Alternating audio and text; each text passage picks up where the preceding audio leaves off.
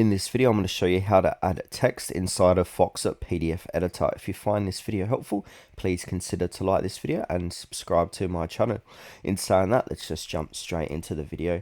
Okay, so what we first need to do is open up our Foxit PDF Editor and then go ahead and add that PDF document image to add the text to. So I've got this house plan for this demonstration.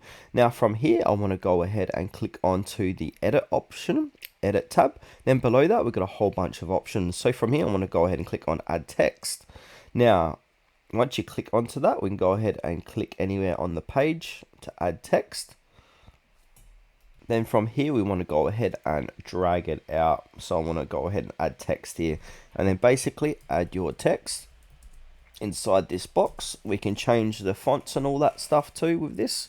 So if we click onto it, double click it, we can click on edit text and you can go ahead and edit if you like. I can make it a little bit larger by dragging it out like so. Now if we want to go ahead and double click on the text, we've got an option to highlight it.